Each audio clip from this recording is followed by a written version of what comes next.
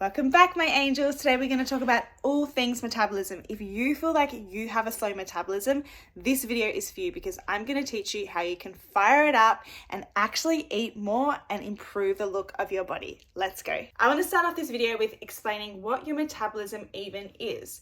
So to begin with, your metabolism is made up of a few different things. First of all, your BMR, so your basal metabolic rate. Now, this is responsible for about 70% of the calories that you burn in a day.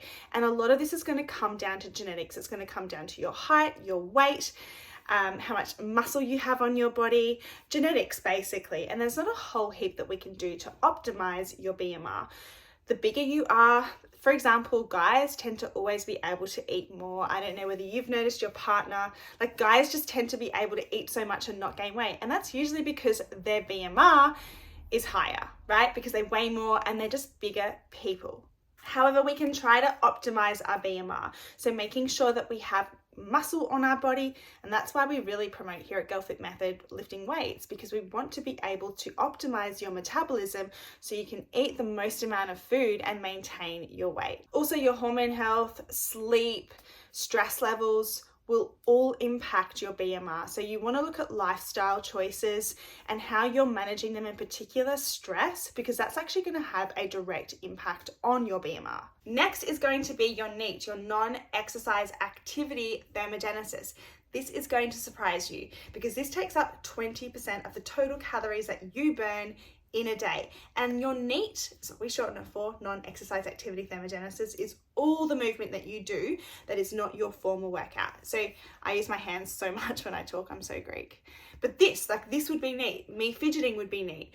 You blinking would be NEAT. A lot of the movement that is actually subconscious, but also it's going to be things like the steps that you get in during the day. That takes up 20%. And this is why it's so important to be mindful of how much activity, like just general movement, you get throughout the day. However, so many people just sit down. Like if you work an office job, you're probably sitting down for like 6 to 8 hours a day. It's going to be really difficult for you to get your steps up and for you to actually be burning a whole lot of calories throughout a 24-hour period. Okay, then there are two other things, and it's a bit of a split between the two. So we have your TEF, which is your thermic effect of food. Thermic effect of food is the amount of calories that your body needs to burn in order to digest food. And here is the thing, protein actually requires the body to burn the most amount of calories than any other macronutrient. And this is why protein is so important for fat loss as well as muscle gain. So people, in particular women, tend to undereat protein, and we have more of a focus on eating carbohydrates and fats, but protein is really, really important. And the last bit is your EAT, which is your exercise activity thermogenesis. And this is your workout. Your workout probably burns the least amount of calories out of all of these things in a 24-hour period. And this is why focusing on exercise as a means to earn your food or to burn calories is just ineffective. Now, I want to talk about the person that feels that they have a slow metabolism, where they feel like they eat just like a normal amount of calories, and then if they start to eat more, they gain weight. And I'm going to tell you there are two possible reasons for this. Number one is probably the most common, and that is you're actually not tracking your food accurately.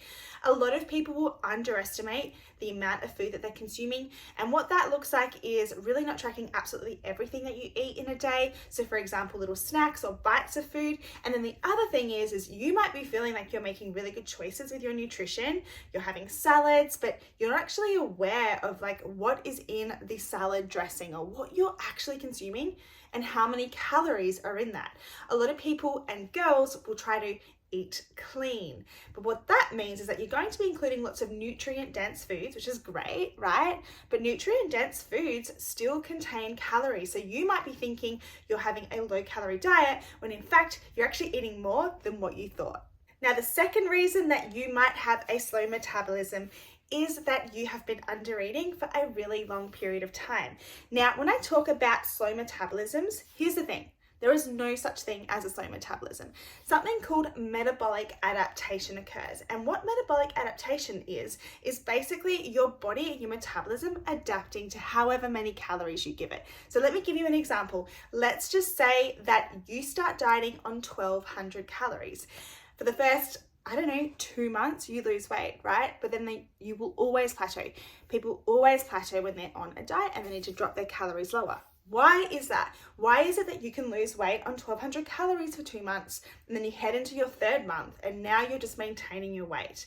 The answer to that is not that you have a slow metabolism, but that metabolic adaptation has occurred. So now your body's gone, okay, well, let's just say Tash is giving me 1,200 calories a day. What I am going to do is learn to run off of that efficiently, meaning I always want to be able to maintain my weight because your body actually doesn't want to lose body fat. It sort of sees that as a bit of a threat. So it goes, okay, as a survival mechanism, I'm going to learn how to live off 1,200 calories and maintain my current weight. And that is exactly what happens when you plateau. So it's not that your metabolism is slow, your metabolism has just become efficient.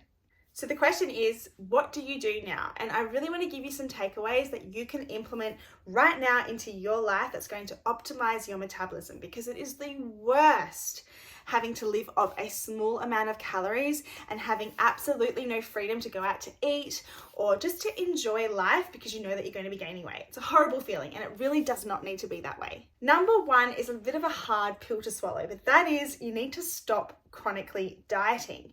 You need to understand that a calorie deficit has its place, but you cannot try to live off a small amount of calories forever.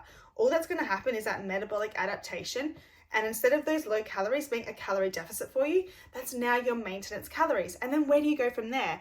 You have to drop your calories lower, which is not going to be sustainable. Either is it going to be healthy. That is where girls get in trouble with having hormonal issues, they have digestive issues, they become incredibly focused on food and your energy levels plummet, and it's just really not a good place to be. So if you're in the position where you're under eating, you're not eating a good amount of food and you think, okay, well, all right, I'm going to start increasing my calories. How on earth do I do this?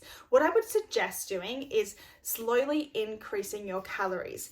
First of all, you want to make sure you're eating enough protein. So make sure you're having 1.8 to 2.2 grams of protein per kilo of your goal weight. Or if you work off pounds, about 1 gram of protein per pound of your goal body weight. That's what you want to set first. Then you want to ensure that within all of the calories that you have in a day, at least 20% is going to come from fats. Fats are really, really important for hormone production and for women to have a healthy cycle, for your cognitive health, a whole range of things. Then from that, you want to start increasing your carbohydrate intake, especially if you're pairing this with lifting weights. Now, going back to what we talked about with your metabolism, having more muscle on you can be really helpful for your metabolism. And this is why at Girl Fit Method, we really promote lifting weights as well as making sure you're eating enough protein. So you've got your protein happening, you're focusing on lifting weights, and you want to slowly start to increase your calories.